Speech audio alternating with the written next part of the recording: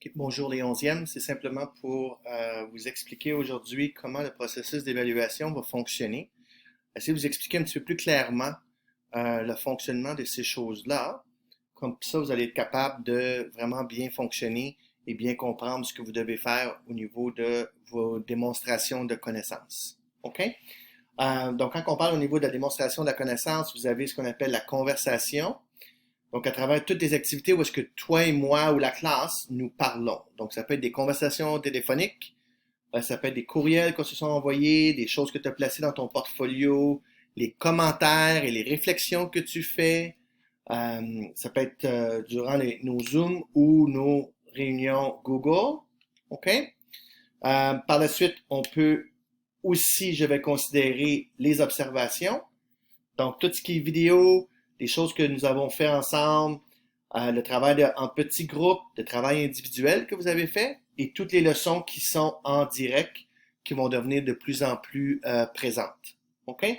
Les artifacts, ce sont les choses que tu dois placer dans ta leçon, que tu dois placer dans ton portfolio ou dans ton processus réflectif pour que je puisse t'évaluer. OK? Donc, ça, c'est tous tes travaux que tu as faits, que tu as mis sur Google ou que tu as mis sur Scholantis, avec des photographies, la réflexion que tu as effectuée au niveau de cela et de ton processus réflectif. Et ça, ce sont tous les différents types de choses que je vais considérer quand je vais arriver avec la note. OK? C'est certain que je vais considérer tout le travail que vous avez effectué avant le mois de mars et je vais aussi considérer ce que vous avez fait après le mois de mars. OK? L'une des façons de pouvoir le faire, OK?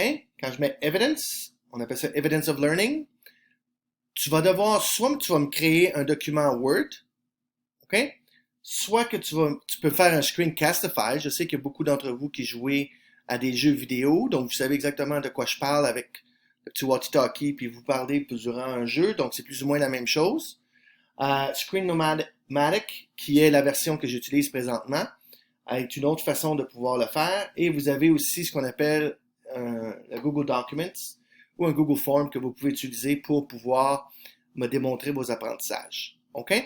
Donc, la façon dont vous allez présenter vos choses, ça vous appartient. OK? Ça, c'est, en anglais, on dit « the onus is on you ».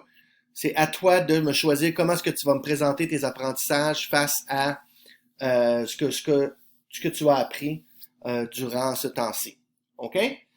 On va regarder le processus d'enquête, donc l'inquiry process, comment est-ce que vous avez appris ou comment est-ce que vous avez fait votre recherche, est-ce que tu étais capable de trouver tes sources, est-ce que tu étais capable de trouver ce qui était nécessaire. OK?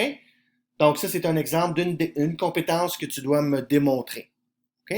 Mais tu m'expliques comment est-ce que toi tu as fait ça. OK?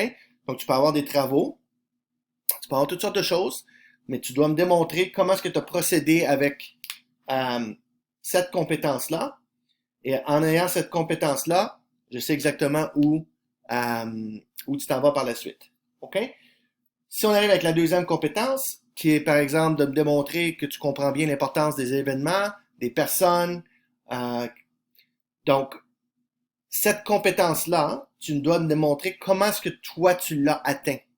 Donc ça peut être en différentes façons, ça peut être en différents projets, ça peut être en différentes conversations, mais c'est à toi d'argumenter jusqu'à quel point est-ce que tu as bien fait cette partie-là.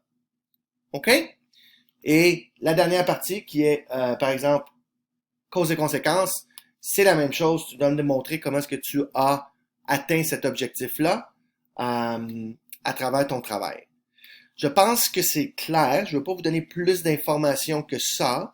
On avait parlé de cela en classe.